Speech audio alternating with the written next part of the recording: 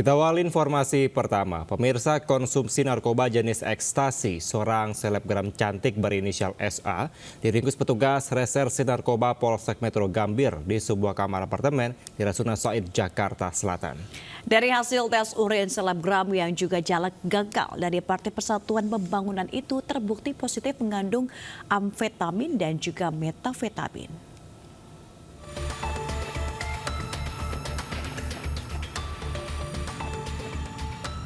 Polisi langsung masuk dan mengamankan SA, seorang selebgram cantik di sebuah apartemen di Rasuna Said, Jakarta Selatan. Ia diduga mengkonsumsi narkoba. Polisi pun langsung melakukan tes urin kepada pelaku. Polisi juga menggeledah apartemen pelaku dan menemukan satu klip bekas kemasan pil ekstasi. Saat diamankan, pelaku yang merupakan caleg gagal itu tengah bersama saudara perempuannya, MA. Tersangka langsung dibawa ke kantor polisi untuk diperiksa. Berdasarkan hasil tes urin, keduanya terbukti positif mengandung amfetamin dan metafetamin. Polisi masih melakukan pengembangan untuk mengungkap pemasok barang haram tersebut. Stres karena uang habis, itu kemana berapa banyak yang habis, Pak? Kasihan dia. Nyesel nggak sih, Mbak? Tangkap gini, Mbak? Mbak, nyesel nggak ketangkap lagi? Nyesel banget. Percakapannya ada kata-kata yang menyebutkan bahwa kepala dari SA ini cukup pusing, kemungkinan gara-gara I. Nah, ini dugaan kami adalah inek. Karena frustrasi, pelaku nekat mengkonsumsi barang haram tersebut. Mengingat baru saja gagal dalam pemilihan anggota legislatif 2024 kemarin. SA merupakan kader perempuan dari Partai Persatuan Pembangunan, caleg DPRD Kota Tangerang untuk daerah pemilihan 4. Dari Jakarta, Rani Sanjaya melaporkan. Viral di media sosial, 4 penagih hutang yang menghadang seorang pemotor perempuan yang dianggap memiliki tanggungan kredit motor di Jember diamuk massa. Ya, meski tidak terjadi aksi anarkis, 4 penagih hutang tersebut langsung digelandang ke kantor polisi.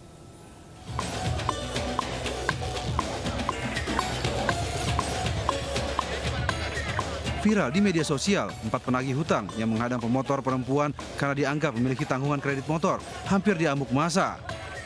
Meski tidak terjadi aksi anarkis, 4 penagih hutang langsung digelandang ke kantor polisi.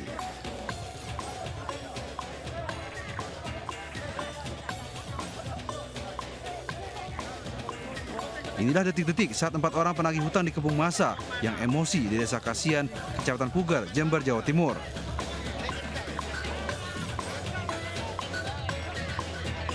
Kejadian bermula saat sepeda motor milik seorang perempuan dihadang 4 orang penagih utang di pinggir jalan dan akan disita lantaran diduga menunggak tagihan kreditnya. Karena takut, akhirnya perempuan pemilik sepeda motor meminta tolong warga. Hingga akhirnya warga beramai-ramai mengepung keempatnya saat mereka berada di sebuah warung kopi. Bahkan sejumlah warga hampir memukul para penagih utang tersebut. Beruntung para penagih utang segera meminta maaf hingga aksi anarkis dapat terhindarkan. Selanjutnya, warga membawa para penagih utang bersama pemotor wanita ke Mapolsek Pugar guna dilakukan penyelesaian permasalahan. Dari Jember, Bambang Sugiarto melaporkan. Konvoy rombongan pesilat dalam rangka Surowan di Sukolilo, Surabaya berujung ricuh. Rombongan pesilat ini konvoy dan nekat melakukan aksi blokade jalan.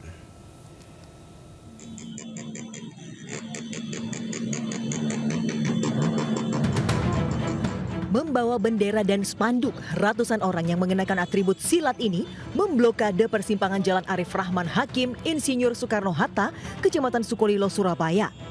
Mereka bahkan menyalakan suar hingga memacetkan arus lalu lintas. Usai memblokade jalan, para rombongan pesilat ini melanjutkan aksinya dengan konvoi sepeda motor dan menutup seluruh badan jalan. Akibatnya pengendara mobil terhalang dan sulit melintas. Polisi yang datang langsung membubarkan paksa aksi yang sudah mengganggu ketertiban. Tak pelak, mereka langsung berhamburan menyelamatkan diri hingga beberapa di antaranya terjatuh dari sepeda motor. Konvoi akan menimbulkan gangguan Kamtibmas dengan pencegahan yang ketat, yang plotting di titik-titik tertentu supaya tidak ada masuk, itu akan lebih baik daripada penindakan. Diketahui konvoi rombongan pesilat ini dilakukan dalam rangka memperingati Surowan dan pengesahan anggota perguruan silat. Dari Surabaya, Jawa Timur, Yuda Prawira, iNews melaporkan. Sementara Satpol PP merazia sejumlah warung yang diduga menjual miras di Kecamatan Tanah Sereal dan Kecamatan Bogor Tengah, Kota Bogor, Jawa Barat. Kedapatan menjual miras, warung dibongkar petugas dengan alat berat.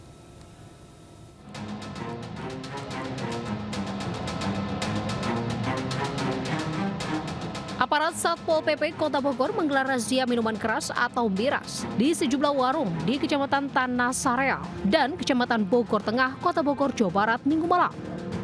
Petugas mendapati penjualan miras yang dijual secara bebas di sebuah warung berkedok toko kelontong dan warung pulsa.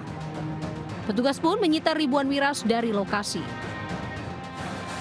Kedapatan menjual miras, petugas membongkar warung milik pedagang miras pada Senin siang dengan alat berat. Petugas juga memusnahkan sedikitnya 1.890 botol miras berbagai merek dengan membuangnya ke dalam got. Penindakan di daerah Bogor Utara dan Tanah Sareal itu termasuk tempat yang cukup terkenal di kalangan penikmat minuman keras dan sudah berulang kali kami tertibkan sebetulnya. Kami razia seringnya bocor juga, kami operasi selalu tutup. Tapi malam minggu kemarin kita berhasil mendapat 2 sedang buka, kita sita hampir 600 lebih. Diduga, maraknya penjualan miras ini ditenggarai menjadi pemicu tindakan kriminal seperti tawuran, balapan liar, dan premanisme di Bogor, Jawa Barat. Di sisi lain, pemerintah Kota Bogor telah mengizinkan peredaran minuman beralkohol dengan batas 5% yang dijual di tempat-tempat tertentu. Dari Bogor, Jawa Barat, Andi Firmansyah melaporkan. Pemirsa, Barreskrim Polri bongkar sindikat judi online jaringan internasional dengan omset mencapai 500 miliar rupiah. Selain mengamankan 7 orang tersangka, polisi memasukkan 2 warga negara asing yang merupakan otak dari sindikat ini ke daftar pencarian orang.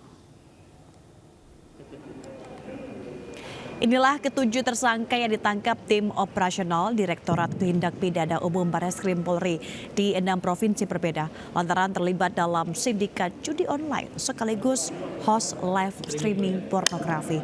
Sindikat ini diketahui telah beroperasi sejak Desember 2023 hingga April 2024 dengan meraup keuntungan sedikitnya 500 miliar rupiah. Modusnya, para pelaku ini menyediakan layanan judi online di sebuah aplikasi yang bernama Hot 51. Selain layanan judi online, aplikasi ini menyediakan layanan live streaming pornografi berbayar. Dari hasil pemeriksaan, para host live mendapatkan bayaran hingga 40 juta rupiah per bulan.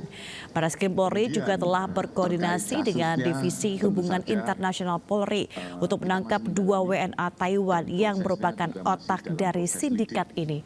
Sementara para tersangka yang ada dijerat pasal perjudian dengan hukuman 4 tahun penjara.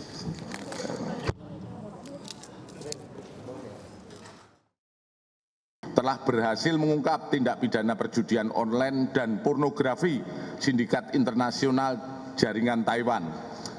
Adapun barang bukti yang berhasil diamankan antara lain adalah 14 unit HP, 2 laptop, kemudian 16 perlengkapan live streaming.